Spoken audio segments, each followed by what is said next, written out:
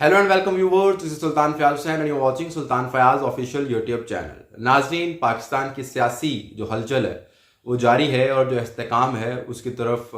जो है वो जाया नहीं जा रहा और अदम इस्तेकाम की सूरत हाल बरकरार है। इस अदम इस्तेकाम को दूर करने के लिए हुकूमती जानिब से तरामीम हो रही हैं, एक्ट्स के अंदर तब्दीली लाई जा रही है और हर मुमकिन कोशिश की जा रही है कि किसी तरह से ये जो इस्तेकाम है वो आ जाए, सियासी इस्तेकाम आ जाए। फिर सियासी इस्तेकाम से ही मुआशी इस्तेकाम और तमाम सूरत हाल जो है वो तब्दील होनी है, लेकिन उसमें कामयाबी नहीं हो पा रही। हुकूमत ने इसी सिलसिले में कल दो और जो एक्ट्स हैं उनके अंदर तरमीम कर दी है। जो हमारा सर्विसेज के चीफ्स हैं उनके हवाले से तरमीम की गई है, उनकी मुद्दत मुलाजमत में तोसी कर दी गई है। अब 5 साल तक जो है वो अपनी मुद्दत मुलाजमत जो है वो उसको बरकरार रख पाएंगे। एक आर्मी चीफ जो आएगा वो पहले 3 साल के लिए आता था, अब 5 साल के लिए आएगा। बल्कि आया तो 3 साल के लिए कोई भी नहीं है, वो एक्सटेंशन ले लेते थे, कुछ ले लेते थे, कुछ खुद को खुद दे लेते थे। तो इस तरह से जो है वो ये मामला चलता रहा और अब जो है वो फिर एक कानून बनाया गया था इमरान खान साहब के दौर में कि 3 साल जो है वो एक्सटेंशन दी जा सकती है आर्मी चीफ को। तो इस तरह फिर 6 साल उनका मामला हो गया था और उसके बाद फिर जो है वो 5 साल अब मुद्दत मुलाजमत ही बढ़ा दी गई और अब कहा गया है कि जनाब आप डायरेक्ट 5 साल जो है वो मुद्दत मुलाजमत गुजारेंगे और उसके बाद मेरा ख्याल है वो 3 साल जो एक्सटेंशन वाला मामला है वो तो उसी तरह से बरकरार ही है कि अगर आपको एक्सटेंशन देनी है तो आप उससे फिर आगे 3 साल एक्सटेंशन भी दे सकते हैं। तो मनपसंद लोगों को नवाजने का, मनपसंद लोगों को जो है वो सूरत हाल को देखते हुए, हालिया सूरत हाल को देखते हुए हुकूमतें फ़ैसला लेती हैं। उस वक्त भी जनरल कमर जवेद बाजवा को इमरान खान ने उस वक्त की सूरत हाल को देखते हुए और उस वक्त जो एक प्लान था कि जी 10 साल गुजारने हैं इमरान खान ने और 6 साल जो है वो आर्मी चीफ बाजवा साहब रहेंगे और फिर 6 साल के लिए फैज़ हमीद आएंगे और इन 12 सालों के अंदर 10 साल जो है वो इमरान खान वज़ीर आज़म रहेंगे और हम इस्तेकाम की तरफ जाएंगे और ये होगा और वो होगा। उस वक्त ये प्लान बनाया गया था और अपोजिशन को हम क्रश करके रख देंगे। अब फिर उसी किस्म का एक प्लान नज़र आता है जो वो प्लान बुरी तरह से नाकाम हो गया। अब ये प्लान जो है वो कब तक चलता है इसके ऊपर देखना पड़ेगा क्या होता है। Army chief general Asim Munir जो हैं उन्हें नवंबर 2022 के अंदर तैनात किया गया था बतौर आर्मी चीफ और उन्होंने नवंबर 2025 के अंदर रिटायर हो जाना था। लेकिन इस तरमीम के बाद अब 2027 तक उनकी मुद्दत मुलाजमत जो है वो बढ़ गई है और अब 2027 तक वो आर्मी चीफ रहेंगे। अब उनको बरकरार रखना और उनकी मुद्दत मुलाजमत में तोसी, अब सबको मालूम है कि क्यों जो है वो हुकूमत चाहती है कि वो आर्मी चीफ रहें, क्योंकि सेम पेज जो इमरान खान साहब के दौर के अंदर बहुत ज़्यादा टर्म यूज़ होती थी और अब हाइब्रिड रजीम की जो टर्म यूज़ होती है उसकी वजह से, क्योंकि जो हुकूमत है, जो हमारे सियासतदान हैं, जो इक़्तिदार के अंदर हैं, जो नून लीग है, जो पीपल्स पार्टी है, वो ये समझते हैं कि जनरल आसिम मुनीर जो हैं जब तक मौजूद हैं तब तक वो कंफर्टेबल हैं, वो जो है वो इस्तेकाम के साथ हैं और दोनों की जो बातचीत है, दोनों का मकसद जो है वो एक ही है। जो इस्टेब्लिशमेंट है वो भी इस वक्त चाहती है कि जो 9 मई के मुलजमान हैं, 9 मई के मुलजमान हैं, जो एक टर्म यूज़ की जा रही है पाकिस्तान तहरीक इंसाफ की तरफ इशारा करते हुए कि उन्हें कैफरे किरदार तक पहुंचाना है, उनको नहीं छोड़ना, उनको किसी सूरत नहीं छोड़ना। दूसरी तरफ जो है वो पाकिस्तान जो मुस्लिम लीग नवाज़ है या पीपल्स पार्टी है या दीगर हुकूमती इत्तेहाद की जो जमातें हैं वो ये चाहती हैं कि पाकिस्तान तहरीक इंसाफ किसी तरह से सफ़ाए हस्ती से मिट जाए। तो इस पॉइंट के ऊपर क्योंकि ये सब के सब इकट्ठे हैं, एक हैं, तो इसलिए ये चाहते हैं कि इस निज़ाम को मज़ीद जो है वो मुस्तकम किया जाए, इसको मज़ीद प्रोलॉन्ग किया जाए ताकि ये बरकरार रहें, इनके इक़्तिदार बरकरार रहें, ये कुर्सियों पर बरजमान रहें और तहरीक इंसाफ जो है वो इसी तरह से इक़्तिदार से बाहर रहे और उनके साथ जो सख्ती बरती जा रही है उसके अंदर मज़ीद सख्ती आए और उनको जो है वो इसी तरह से बाहर रखा जाए। इमरान खान को जेल के अंदर डाल दिया जाए जिस तरह से मौजूद हैं और उनको जेल के अंदर ही रहने दिया जाए, या अगर बाहर भी आते हैं तो कोई ऐसी डील के ज़रिए उनको यहाँ से बाहर भेज दिया जाए। उनको सियासी मंजरनामे से ये बाहर रखना चाहते हैं ये लोग, बट अनफॉर्चुनेटली उसमें कामयाब नहीं हो पा रहे हैं। दूसरी जानिब 26वीं आइनवी तरमीम का जो मामला है उसके ऊपर जो उसके खिलाफ जो केस किया गया था उस हवाले से जस्टिस मंसूर अली शाह और जस्टिस मुनीब अख्तर ने एक इंतहाई अहम ख़त कल 4 नवंबर को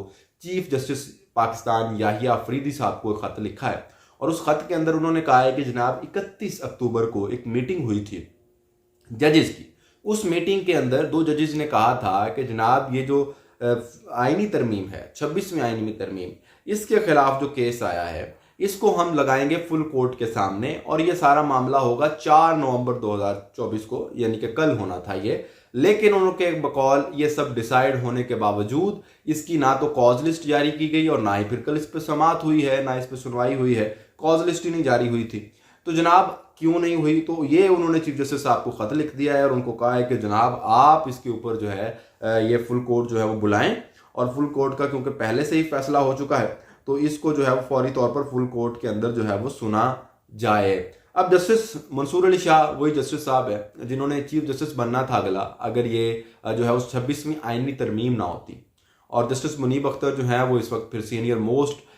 जज होते, अब सेकंड सीनियर मोस्ट जज है,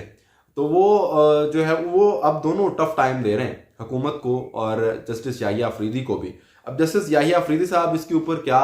जवाब देते हैं, जवाब देते ही नहीं है या क्या करते हैं। उन्होंने ये भी मुतालबा किया जस्टिस मुनीब अख्तर ने और जस्टिस मंसूर अली शाह ने कि जो 31 अक्टूबर की मीटिंग थी जिसके अंदर ये डिसाइड हुआ था कि 4 नवंबर को ये हमने लगाना है, उसके अंदर उसको रजिस्ट्रार से उन्होंने ये मुतालबा भी किया है कि उसको सुप्रीम कोर्ट की वेबसाइट के ऊपर भी पब्लिश किया जाए ताकि वहां से भी लोग उसको पढ़ सकें कि उस मीटिंग के अंदर ये डिसाइड हुआ था और फिर ये क्यों नहीं हो सका। तो अब देखते हैं कि जस्टिस याहिया अफरीदी इसका क्या जवाब देते हैं, क्या इसके ऊपर फुल कोर्ट रेफरेंस जो है वो बुलाया जाता है, क्या 26वीं आईनी तरमीम जो है उसके ऊपर केस सुना भी जा सकता है या नहीं सुना जा सकता, क्या सूरत हाल होगी, और अगर आईनी तरमीम को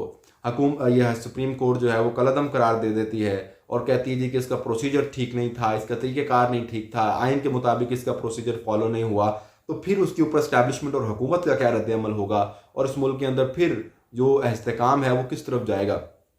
एक बात जो है वो हमारे सारे जो मुक्तदरा है, जो हमारे कानून साज इदारे हैं, जो हमारे फैसला साज करने लोग हैं, वो इस बात को जान लें कि जब तक आप अवाम को अहमियत नहीं देंगे, अवाम की राय को अहमियत नहीं देंगे, और अवाम जो चाहती है, जो उसको अवाम ने मुंतखब करके भेजा है ऐवान के अंदर, जब तक आप उन्हें इक़्तिदार नहीं देंगे ना, तो आप जो कुछ मर्जी कर लें, आप कुछ भी हासिल नहीं कर सकते। ना इस मुल्क के अंदर अदम इस्तेकाम ख़त्म होगा, ना मुआशी इस्तेकाम आएगा, ना सियासी इस्तेकाम आएगा, कुछ भी नहीं आएगा अनटिल अनलेस जो अवाम के असल नुमाइंदे हैं उनके सपुर्द इक़्तिदार कर दिया जाए और वो बैठ कर जो है वो फैसला साजी करें। लेकिन इस वक्त जो है वो कोई भी ऐसा नहीं है जो ये चाहता हो कि वो खालिस्तन अवाम की खुशनुदी हासिल करके इक़्तिदार में आए। सब के सब इस भाग दौड़ के अंदर हैं कि कोई चाहता है कि उसके एस्टैब्लिशमेंट से जो ताल्लुकात हैं, जो रास्ते हैं वो बरकरार रहें, और कोई ये चाहता है कि जनाब हमारे जो रास्ते ख़त्म हो गए हैं, जुदा हो गए हैं, वो दोबारा किसी तरह से मिल जाएं और हम दोबारा फिर एस्टैब्लिशमेंट के साथ मिलकर इक़्तिदार के अंदर आ जाएं। तो इस वक्त ये लड़ाई है, अवाम इस सब के बीच में कहीं नहीं है। जो कहा जा रहा है कि ये तरामीम हम अवाम के लिए कर रहे हैं, तो वो जो ये तरामीम कर रहे हैं वो भी अवाम के लिए नहीं कर रहे हैं, वो अपने इक़्तिदार का जो रास्ता है उसको हमवार करने की कोशिश कर रहे हैं कि उनका रास्ता हमवार रहे और उनकी जो इक़्तिदार की ये गाड़ी है वो चलती रहे। और जो दूसरे हैं जो इस तरामीम के ख़िलाफ़ हैं, जो इस तरामीम को रोक रहे हैं, वो भी इसलिए नहीं इसकी सपोर्ट के अंदर कि इसके मुखालिफ इसलिए नहीं है कि जिससे कोई आवाम को नुकसान हो रहा है, बल्कि वो ये समझते हैं कि इससे उनको ज़ाती नुकसान होगा, उनकी पार्टी को पोलिटिकल नुकसान होगा, उनका जो लीडर है वो जेल के अंदर बरकरार रहेगा और सियासी तौर पर शायद उनको फ़ायदे हासिल ना हो सकें, तो वो इसलिए इसकी मुखालफत कर रहे हैं। अवाम इस सब के अंदर कहीं नज़र नहीं आ रही, और जब तक अवाम को अहमियत नहीं दी जाएगी, अवाम की राय को अहमियत नहीं दी जाएगी, तब तक इस मुल्क के अंदर ना सियासी इस्तेकाम आ सकता है, ना मुआशी इस्तेकाम आ सकता है। Good bye.